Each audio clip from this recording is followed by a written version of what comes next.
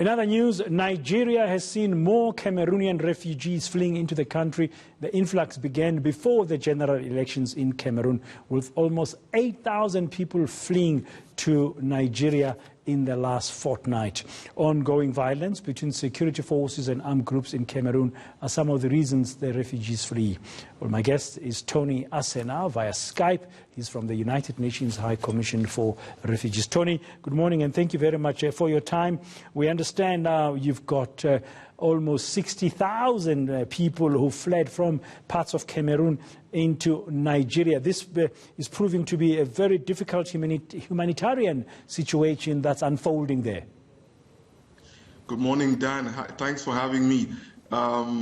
You rightly said since January, we've had a sudden influx of new refugees coming in from Cameroon into Nigeria, the south part of Nigeria. Specifically, they are arriving in Taraba since January this 2020, and it's several families that have arrived into host communities that are also in remote areas and in need of water, sanitation, in need of health care. And they don't have beds or mattresses or mats to sleep on, and food is a big issue. I talked to some of them, and just the difference in the food in Cameroon, where they came from, and in the areas in Nigeria where they are right now is a problem. And a lot of them are sick, and they've trekked days and crossed into Nigeria, and they're desperate for help. But we have to say that the Nigerian communities have been very, very benevolent. They've opened their homes.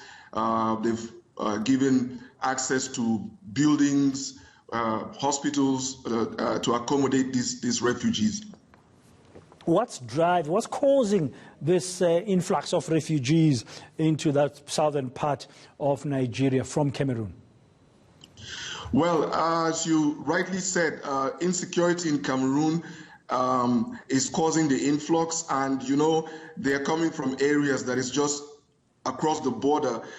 So it's people that are moving into Nigeria, and they have some links. The languages between on both sides of the borders are very similar, not exactly the same. So there's a fact that the people can get along with the people in the area, in the host communities. The refugees are moving in there because it's closer, it's the closest to wherever they're coming from, and they're also finding host communities that are welcoming, even though the host communities do not have resources to share and take care of these people as adequately as should be done.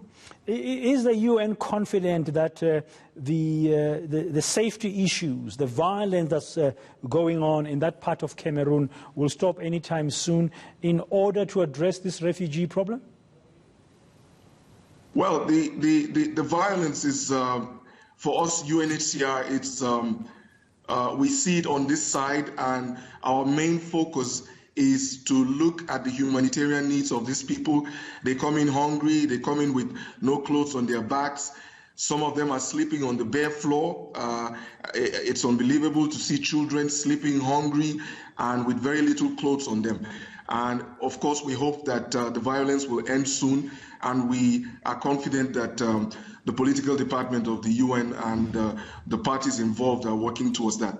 Thank you very much. Tony Aseh from the United Nations High Commissioner for Refugees. Just a quick update on what's happening on the southern part of Nigeria that's seeing an influx. Just in 2 weeks, more than 8,000 people have crossed that border, leading up to the presence of over 60,000 Cameroonians who are fleeing their part of the country due to ongoing violence that erupted around the general elections time. It's a humanitarian disaster that's developing on the border between Cameroon and Nigeria.